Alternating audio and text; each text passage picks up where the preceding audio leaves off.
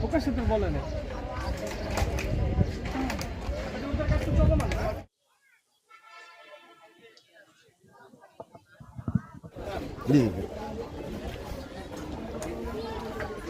যোগাযোগ করতে পারে। স্যার আসসালামু আলাইকুম স্যার। আচ্ছা ওই নাম্বারটা আমার একটু দিয়েন তো। ঠিক আছে। আরেকটা ইয়ে খবর পেলাম, মাথা ঝুলেখা নানা মাদক মাল গ্রাম লোকটুকু পক্ষীরা তারা কালকে নিজেরা মাথা পাওয়া যাচ্ছে।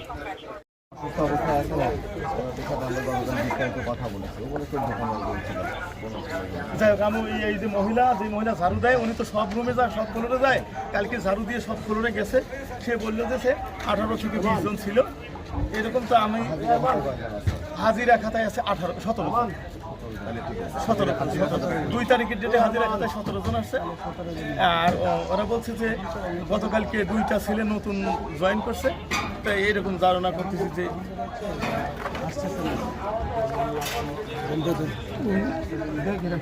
হ্যাঁ হ্যাঁ হ্যাঁ এরা মানে কোনোভাবেই এখানে আসতেছে না স্যার। দেখা যাচ্ছে যে ভিতরে আমাকে কিছুক্ষণ আগে স্বাস্থ্যমন্ত্রী স্বাস্থ্যমন্ত্রী বরাতে ফোন দিয়েছিল। সেটা হচ্ছে কি বলে আপনার মিটফোর্ডে তো কোনো হচ্ছে লাশ ঘর নাই, ঘর নেই। লাশগুলো দ্রুত হচ্ছে ডিএনএ আমরা সে ডিএনএ সম্পর্কে কাজ চলতেছে স্যার। জি জি জি। কতক্ষণ লাগতে পারে? ডিএনএ স্যার স্যাম্পল নিতে যতটুকু সময় লাগে আর কি। স্যাম্পল নিয়ে এটা আবার কোথায় দিবে ঢাকা মেডিকেল কলেজে নাকি? এই লাশগুলো হ্যাঁ স্যারকে জানাই দিই। জি জি জি।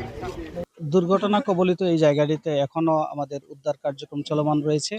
আপনারা জানেন যে ইতিমধ্যে এখান থেকে 6 জনের লাশ উদ্ধার করা হয়েছে এবং পাশাপাশি বার্ন ইউনিটে 2 জন আহত অবস্থায় ভর্তি রয়েছেন, তাদের চিকিৎসা চলছে এবং তাদেরকে আর্থিক সহায়তা দেওয়া হয়েছে গভর্নমেন্টের পক্ষ থেকে।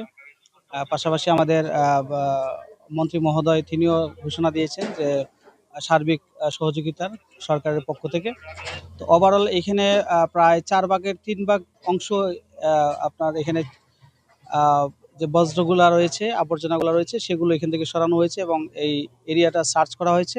পাশাপাশি সামান্যটুকু জায়গা রয়েছে, এই জায়গাটা সার্চ করার পর আমরা এখান থেকে বলতে পারবো যে আর কোনো ধরনের কেউ আছে কিনা।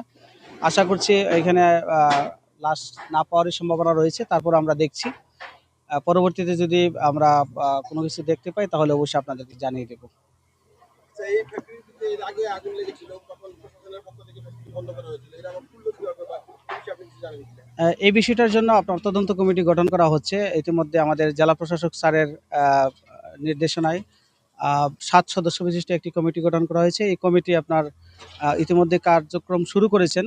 আমরা আশা করছি তদন্তের মাধ্যমে পুরো বিষয়টাই তুলে ধরা হবে।